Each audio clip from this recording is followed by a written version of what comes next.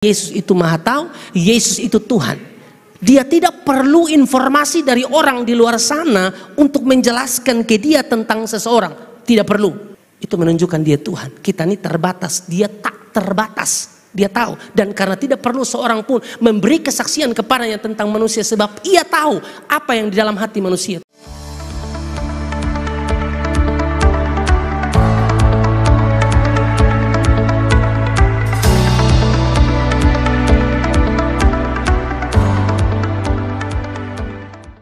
Bagian yang kedua, saudara-saudara, di ayat 23 kita baca. Di ayat 23, dan sementara ia di Yerusalem selama hari raya Paskah, banyak orang percaya dalam namanya. Ini bagian yang kedua yang kita mau bahas. Banyak orang percaya dalam namanya. Bukankah ini menunjukkan bahwa pelayanan Yesus itu pelayanan yang berhasil? Karena terbukti banyak orang percaya kepada Yesus, saudara-saudara. Ini menunjukkan bahwa pelayanan Yesus bukan pelayanan kaleng-kaleng, saudara-saudara ya.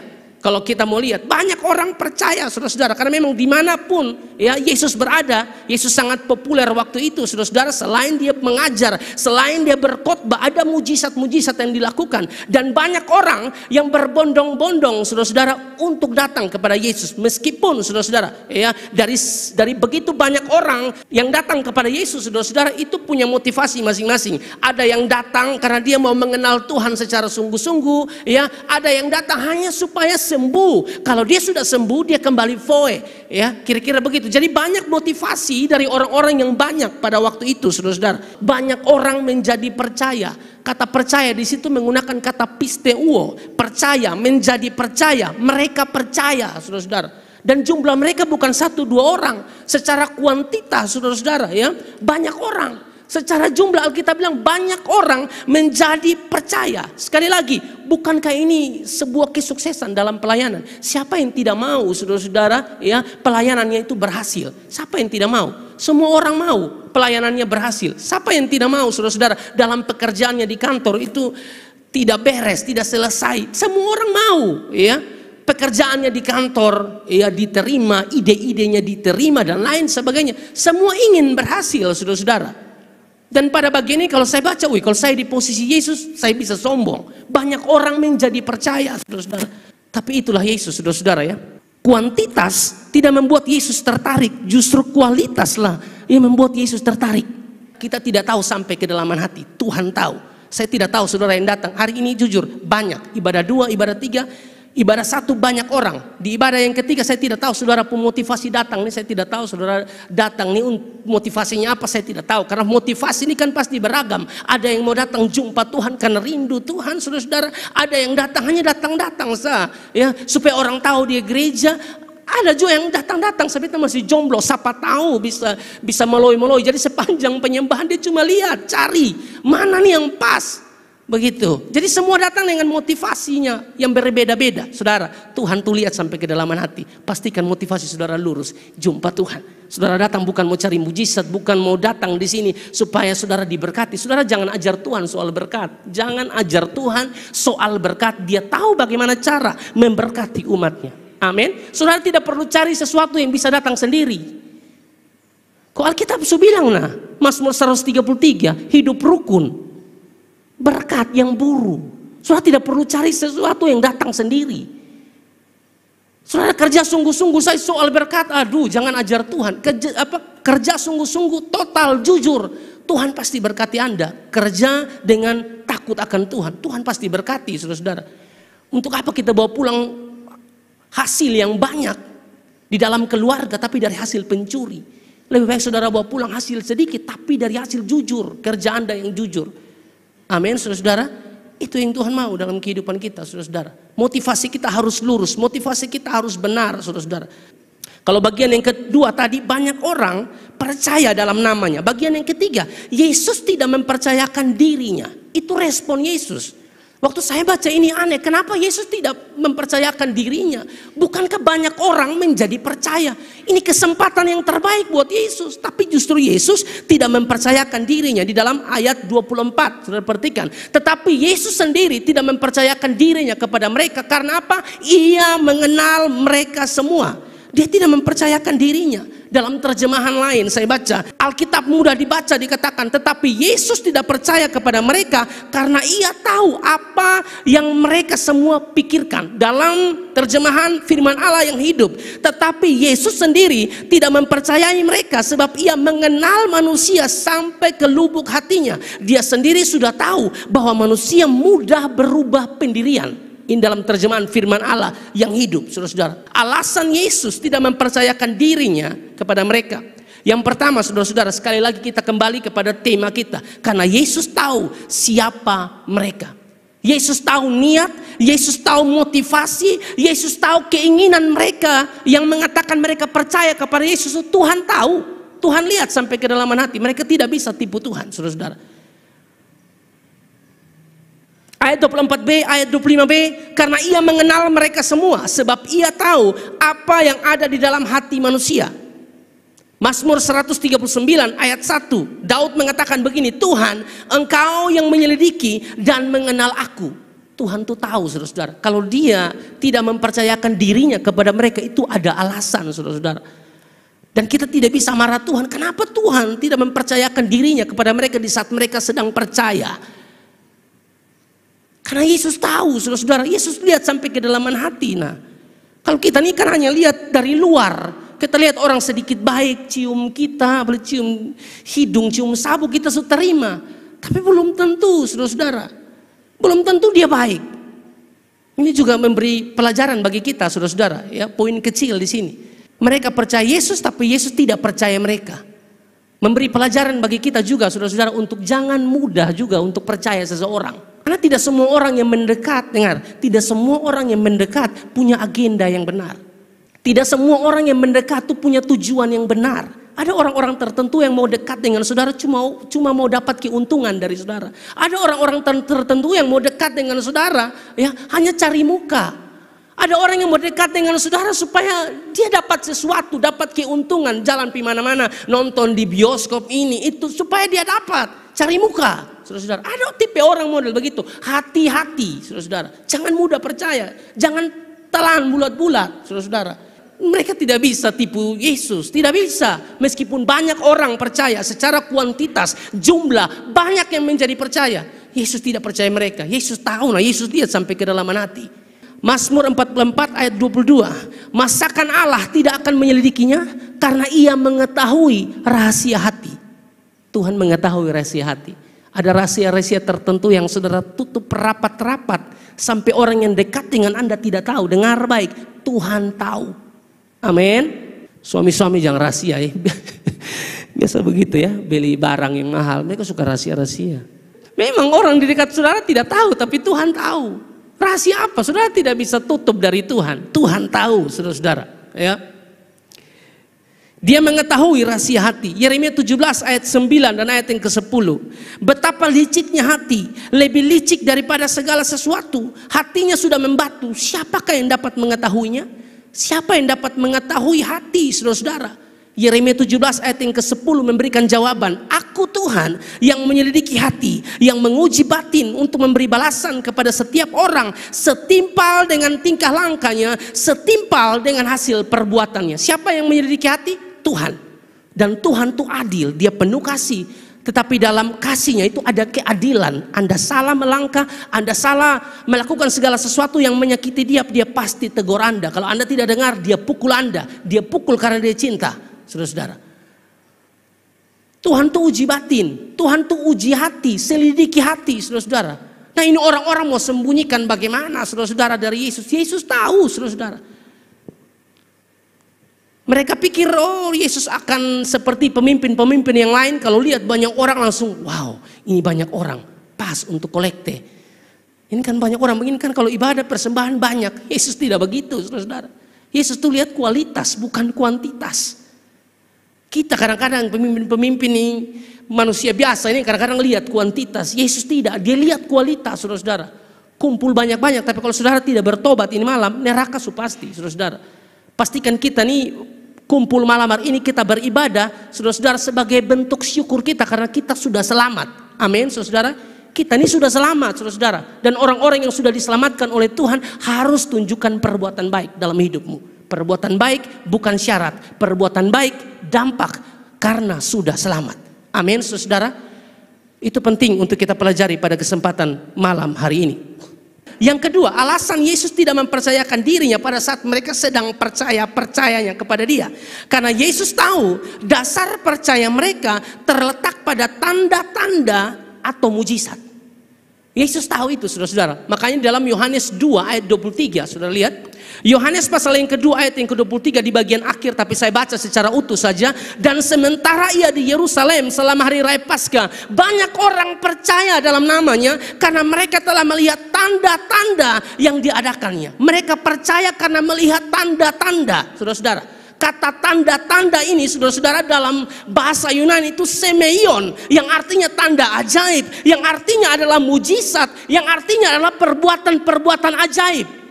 Jadi dasar mereka percaya itu pada tanda-tanda, dasar mereka percaya kepada Yesus pada mujizat, dasar mereka percaya kepada Yesus karena mereka lihat banyak yang sembuh. Itu dasar kepercayaan mereka, dan Yesus tidak mau orang seperti itu, saudara-saudara. Dasar percaya kamu jangan pada mujizat. Kita harus tahu, saudara-saudara, bahwa mujizat hanya jembatan, bukan tujuan. Amin. Saudara percayakan Yesus masih bisa bikin mujizat? Amin. Yesus masih bisa bikin mujizat. Tidak ada yang mustahil bagi Tuhan. Pada saat kita bilang mustahil Tuhan bisa lakukan ini, di saat itulah Dia lakukan, saudara-saudara. Tidak ada yang tidak bisa dilakukan oleh Yesus kalau Dia mau, kalau Dia berkenan lakukan, saudara-saudara. Tapi orang-orang pada saat itu mereka percaya kepada Yesus. Banyak yang menjadi percaya, tapi dasar percaya mereka hanya sekedar pada tanda-tanda dan mujizat. Dengan kata lain, kalau tidak ada tanda-tanda, tidak ada mujizat, tidak ada kesembuhan, mereka tidak percaya kepada Yesus. Kira-kira demikian. Nah, ini menjadi pelajaran buat saya dan saudara. Bagaimana saya dan saudara? Kita datang gereja ini bagaimana, saudara-saudara? Dasar percaya kita nih apa? Mujizat. Mujizat tidak selamanya terjadi, saudara-saudara. Hati-hati. Kadang-kadang Tuhan juga tidak izinkan terjadi mujizat. Kalau Tuhan tidak izinkan mujizat terjadi, dan dasar percaya saudara, iman saudara hanya pada mujizat, Anda pulang dengan kecewa. Kita harus lebih dewasa, saudara-saudara. Seperti Sadrak, Mesak, Abednego. Itu iman yang dewasa. Amin, saudara-saudara. Tuhan bisa buat mujizat. Kemarin orang tua saya meninggal, saya minta mujizat. Saudara pikir saya tidak minta? Saya minta mujizat. Tapi Tuhan tidak buat mujizat, saudara. Tapi permintaan saya tidak berhenti sampai mujizat. Saudara tanya istri saya minta Tuhan, kalau Tuhan tidak kasih sembuh, tidak apa-apa. Yang penting Tuhan tolong supaya Bapak terima Yesus. Itu saya ngomong. Dari sebelum mati sampai mati itu saya ngomong, saudara. Karena keselamatan jiwa jauh lebih penting. Amin. Itu, saudara-saudara, makanya Yesus tidak percaya mereka, saudara-saudara, karena dasar percaya mereka itu pada tanda-tanda yang diadakan oleh Yesus, semeion, tanda ajaib, mujizat, perbuatan-perbuatan ajaib. Iman mereka adalah iman mujizat yang sebetulnya bukan iman yang sejati. Kalau ada mujizat dulu baru mereka percaya. Kalau Yesus tidak buat mujizat, mereka tidak mau percaya. Nah, tipe orang-orang seperti ini adalah orang-orang yang mau percaya jika ada mujizat, dan tipe-tipe orang seperti ini tidak akan kuat. Waktu datang badai, waktu datang masalah, ini pasti lewat, pasti habis, saudara-saudara, pasti selesai, saudara-saudara. Yang Yesus mau dasar percaya kita bukan pada tanda mujizat, tapi pada kitab suci. Itu yang Yesus mau, saudara-saudara. Sehingga dikatakan oleh Leon Morris mengatakan begini, saudara, ia mencari pertobatan yang sungguh-sungguh, bukan antusiasme atau kegairahan untuk hal-hal yang bersifat spektakuler. Sekali lagi Leon Morris mengatakan ia mencari pertobatan yang sungguh-sungguh, bukan antusiasme atau kegairahan untuk hal-hal yang bersifat spektakuler. Dia masalahnya Yesus itu lihat sampai ke kedalaman hati. Ini orang ini percaya sungguh-sungguh atau tidak. Iman mereka nih iman sungguh-sungguh atau hanya sekedar iman pada tanda-tanda dan mujizat. Kalau tidak ada tanda-tanda, mereka tidak percaya. Maka Yesus tidak memberikan dirinya. Mereka percaya kepada Yesus, Yesus tidak percaya mereka. Kira-kira begitu. Karena Yesus tahu isi hati mereka, saudara-saudara. Nah, bagaimana dengan saya dan saudara? Ya, bagaimana dengan saya dan saudara? Pastikan saudara dan saya ada di gereja ini, saudara-saudara, kita datang dengan motivasi yang benar. Amin. Sudah diajarkan oleh Bapak Gembala khotbah-khotbah yang menguatkan, bahkan dari hamba-hamba Tuhan yang lain. Kita datang di sini dengan motivasi yang benar, saudara-saudara. Kita mau cari Tuhan. Tuhan terlalu baik. Tanpa Tuhan kita bukan apa-apa dan bukan siapa-siapa. Kita datang gereja itu karena cinta. Kita datang gereja itu karena rindu, saudara-saudara.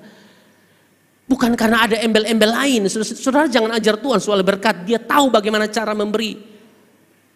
Tapi ada begitu banyak orang yang hubungannya dengan Tuhan itu kan hubungan yang tunggu dia lakukan ini dan berharap Tuhan berkati dia. Hubungan tidak tulus dengan Tuhan, saudara. Yesus saja tulus dengan kita datang ke dalam dunia. Kenapa kita tidak tulus dengan Tuhan? Kasih Tuhan, kasih sungguh-sungguh, saudara. Tidak usah ada embel-embel yang lain. Saya buat ini supaya Tuhan berkati saya. Saya buat ini supaya Tuhan. Aduh, kalau Anda buat sungguh-sungguh, Tuhan pasti berkati. Itu sudah harus begitu, saudara. Tidak perlu ajar-ajar Tuhan. Dia Tuhan yang ajaib, dia Tuhan yang luar biasa, saudara. Ya, ini menjadi pelajaran bagi saya dan saudara bahwa kita dasar percaya kita, saudara-saudara, ya bukan pada tanda-tanda dan mujizat, tapi dasar percaya kita pada kitab suci. Mari kita lihat, kita kontraskan, saudara-saudara, ya dengan ayat 22, ya. Ayat 23 dan ayat 22, ya. Ayat 23 kita kontraskan dengan ayat 22. Kemudian sesudah ia bangkit dari antara orang mati, barulah teringat oleh murid-muridnya bahwa hal itu telah dikatakannya dan mereka pun percayalah akan kitab suci dan akan perkataan yang telah diucapkan oleh Yesus. Ini Yesus mau ini seperti ini, saudara. Dasar percaya yang benar, saudara, adalah pada kitab suci. Bukan sekedar pada tanda-tanda dan mujizat. Harus lebih daripada itu. Kitab suci. Karena firman Tuhan itu yang bikin iman kita bertumbuh, saudara. Roma pasal yang ke-10 ayat yang ke-17 mengatakan demikian. Iman bertumbuh dari pendengaran dan pendengaran akan firman Tuhan. Bukan gosip, saudara. Iman bertumbuh dari pendengaran. Kalau saudara dengar firman baik-baik, saudara, ya, saudara lihat Tuhan bekerja dalam kehidupan saudara. Iman saudara bertumbuh. Dengan iman itu menolong Anda untuk kuat bertahan, saudara. Kita tahu di tahun 2023 ada banyak video di YouTube yang mengatakan akan terjadi kesusahan besar-besaran di tahun 2023, ya, resesi besar-besaran di tahun 2023 yang kita lihat. Apakah itu membuat Anda takut, membuat Anda khawatir untuk melihat masa depan? Dengar, optimis, kita jalan bersama-sama dengan Tuhan. Optimis ini bukan karena kita hebat, bukan, karena Tuhan kita hebat. Kita harus pede, saudara-saudara, harus pede. Pede bukan percaya diri, percaya Dia. Dia Tuhan sumber kekuatan kita, saudara-saudara. Mau apa kok yang terjadi di depan sana, ya, kita harus kuat dalam Tuhan. Iman kita harus kuat, saudara-saudara. Nah, bagaimana iman mau kuat kalau dasar percaya kita bukan pada firman? Matius pasal yang keempat, ayat yang keempat mengatakan bahwa ada tertulis manusia tidak hanya hidup dari roti saja, tapi dari setiap firman yang keluar dari mulut Allah. Makanan jasmani penting, tapi jauh lebih penting makanan rohani. Iman kita bertumbuh. Amin, saudara. Itu akan menolong kita, menguatkan kita. Saya tidak tahu satu hari itu kita makan berapa kali. Saya tidak tahu. Ada yang bilang makan, soalnya kau makan 3 kali ya. Saya kurang yakin. Kau cuma 5 kali, saya kurang yakin. Satu hari mungkin bisa 11 kali. Saudara makan berat, belum makanan ringan, belum lewat Alfamart, belum lewat Hypermart, belum. Saudara beli semua. Hanya untuk memuaskan daging saudara, tubuh jasmani saudara. Lalu bagaimana dengan rohani saudara? Untuk apa fisik saudara besar, badan saudara besar, tapi rohani saudara kerdil? Untuk apa? Ini masalah yang di depan ini banyak saudara-saudara, semakin menunggu kita saudara-saudara. Ya, kita akan bertemu dengan banyak hal di depan sana saudara-saudara. Dan kalau kita tidak punya iman yang kuat, ya, yang bertumbuh karena firman, nah bagaimana saudara-saudara? Itu penting untuk kita pelajari pada kesempatan hari ini. 2 Timotius 3:16 juga mengatakan, segala tulisan yang diilhamkan Allah memang bermanfaat untuk mengajar, menyatakan kesalahan, memperbaiki kelakuan, mendidik orang dalam kebenaran. Ini fungsi, saudara-saudara. Ini fungsi. Nah, bagaimana kita bisa mengalami fungsi ini kalau kita tutup hati kita rapat-rapat? Amin, saudara. Makanya saya sering bilang, saudara-saudara, kalau kita dari rumah minta Tuhan supaya Tuhan setting hati kita untuk kita buka hati terhadap firman. Amin. Kalau saudara tutup rapat-rapat hati saudara terhadap firman, tidak akan terjadi perubahan dalam hidupmu. Anda tidak akan berbuah, saudara. Tidak mungkin, saudara-saudara. Dari rumah minta Tuhan setting hati saudara untuk terima, untuk buka hati saudara, untuk saudara bisa terima firman. Karena banyak orang tuh dari rumah dia lebih banyak setting di rambut. Dia mau setting di rambut, mau sisir di kiri, kok sisir di kanan, kok belah tengah. Ya, saya pikir laki-laki kurang sibuk dibanding wanita. Wanita lebih sibuk, saudara-saudara. Dia harus buat keputusan. Mau datang gereja dia harus pilih lipstik yang mana yang harus dia pilih. Mau orange, kok hitam, kok merah, kok hijau. Tidak ada lipstik hijau. Mungkin ada juga hitam, tapi kan ada pemilihan-pemilihan. Saudara, ada yang merah agak tua, agak sedikit kurang tua. Pokoknya saya tahu dari istri, saudara. Tuh lipstiknya juga banyak, saudara. Pilih, saudara. Nah, kita minta Tuhan tuh setting hati, tidak sekedar lipstik, rambut, alis, saudara. Untuk apa saudara kelihatan cantik, gagah di gereja, tapi saudara tutup hati rapat-rapat, dan ini fungsi firman 4 ini tidak bekerja dalam hidup saudara, saudara tidak akan jadi apa-apa. 1 Korintus 15 ayat 58 mengatakan begini, karena itu saudara-saudaraku yang kekasih, berdirilah teguh, jangan goyah, dan giatlah selalu dalam pekerjaan Tuhan, sebab kamu tahu bahwa dalam persekutuan dengan Tuhan jerih payahmu tidak sia-sia. Kalimat yang pertama, karena itu saudara-saudaraku yang kekasih, berdirilah teguh, jangan goyah. Bagaimana mau berdiri teguh? Bagaimana supaya tidak goyah kalau hidup kita tidak diisi dengan firman? Kita tidak cinta firman, tidak bisa, saudara-saudara. Definisi orang yang takut Tuhan yang pertama, benci kejahatan, tapi di saat yang sama, saudara-saudara, dia cinta kebenaran, dia cinta firman. Itu orang yang takut Tuhan. Jangan ngomong bilang Anda takut Tuhan, tapi Anda tidak membenci kejahatan. Justru kejahatan itu Anda cintai, kebenaran yang Anda benci. Anda tidak takut Tuhan itu. Apalagi tidak suka dengar firman. Orang khotbah dia tidak mau dengar. Bahkan ada yang mungkin tulis status, ini satu nih Jukiciana, satu bisa khotbah begini. Ini tahu pangkat lebih besar, jabatan lebih tinggi. Kamu pun jabatan tinggi, yaitu di kantor sana. Di sini kita semua sama. Jangan bawa kau pun jabatan di sini. Karena ada orang yang begitu, saudara bawa di jabatan, di geng, di kantor di sini. Jangan bawa di sini. Kita semua saudara seiman. Kita harus saling mengasihi satu dengan yang lain. Yang berikut, Kolose 2 ayat 6 dan 7. Kamu telah menerima Kristus Yesus Tuhan kita. Karena itu hendaklah hidupmu tetap di dalam Dia, tetap di dalam Dia, jangan bergeser. Apapun masalah yang menghampiri saudara, tetap di dalam Dia, tetap di dalam Kristus. Lalu ayat yang ke-7 mengatakan, hendaklah kamu berakar dalam Dia dan dibangun di atas Dia. Hendaklah kamu bertambah teguh dalam iman yang telah diajarkan kepadamu, dan hendaklah hatimu melimpah dengan syukur. Hendaklah kamu bertambah teguh dalam iman yang telah diajarkan kepadamu. Bertambah teguh pada pengajaran firman yang benar. Saudara harus pegang kuat-kuat, teguh hidup di dalam firman, saudara-saudara. Yesus satu-satunya jalan keselamatan, teguh dengan itu. Yesus satu-satunya jalan keselamatan. Tidak ada jalan lain di luar Yesus. Meskipun sekarang banyak pendeta-pendeta, entah karena mereka belajar terlalu banyak sampai mereka mau memutarbalikan Alkitab. Mereka mengatakan ada jalan lain menuju sorga. Tidak ada, saudara-saudara. Jalan menuju sorga, jalan keselamatan hanya satu jalan. Tidak ada 2 jalan, 3 jalan, tidak ada. Satu jalan, Yesus Kristus Tuhan. Di luar Yesus binasa, saudara-saudara. Itu kita harus pegang kuat-kuat, saudara-saudara. Tidak bisa tidak.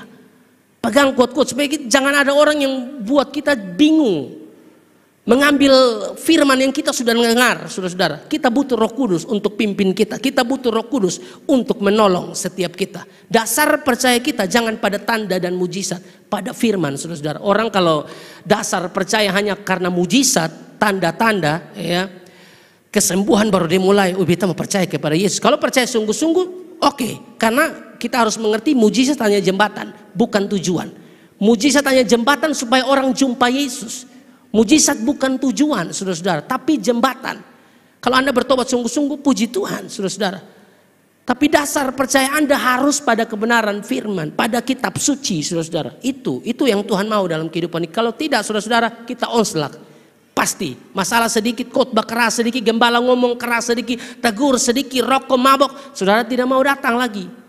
Tidak boleh, saudara-saudara, ya. Yohanes pasal yang ke-6 ayat 60, 61, 66, saudara-saudara. Di sini menarik untuk kita pelajari bersama-sama, ya. Perkataan Yesus ini keras, saudara-saudara. Dikatakan di sini, sesudah mendengar semuanya itu, banyak dari murid-murid Yesus yang berkata, perkataan ini keras, siapakah yang sanggup mendengarkannya? Ayat 61, Yesus yang di dalam hatinya tahu bahwa murid-muridnya bersungut-sungut tentang hal itu, berkata kepada mereka, adakah perkataan ini menggoncangkan imanmu? Sekali lagi ini menunjukkan Yesus Tuhan. Apa yang ada di dalam hati dia tahu, saudara-saudara.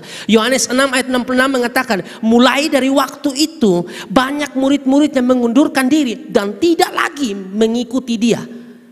Tidak lagi mau mengikuti Yesus karena khotbah keras yang Yesus sampaikan, saudara-saudara. Ini dasar iman mereka, dasar percaya mereka hanya pada tanda-tanda dan mujizat. Sehingga waktu ada teguran keras datang, mereka pergi. Waktu ada hal-hal yang keras menegur dia mulai pergi tinggalkan pelayanan. Tidak boleh. Dasar percaya kita pada firman. Kalau kita bertumbuh pada firman, saudara-saudara, kalau Anda salah, orang tegur, Anda tidak mungkin marah. Anda pasti terima. Terima kasih banyak Tuhan Yesus buat teguran Tuhan lewat hamba Tuhan ini. Saya mau berubah. Itu orang yang luar biasa, saudara-saudara. Jangan orang tegur, saudara, melawan. Tidak boleh, saudara-saudara. Apalagi kalau hamba Tuhan yang tegur dan yang dia bicarakan itu dasarnya jelas firman. Saudara jangan melawan. Karena saudara tidak sedang melawan dia saja. Saudara sedang melawan Tuhan. Yang terakhir, saudara-saudara.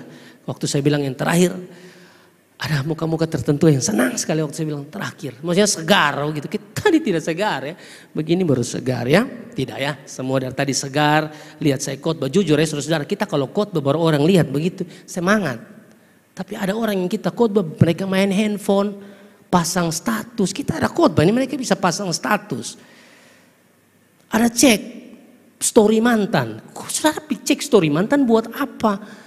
Kalau seputus ya sudah. Ya kakak omong enak kan. Kau tuh pacaran sudah lama. Kau berapa tahun? 15 tahun ya sudah. Tuhan izinkan kamu cuma jaga jodoh orang. Kamu tidak bisa paksa. Kamu tidak bisa paksa saudara-saudara. Saudara mau paksa Tuhan? Tidak bisa saudara-saudara. Siapa yang bilang pacaran lama itu pasti jadi? Belum tentu. Ada yang pacaran cuma 1 tahun jadi.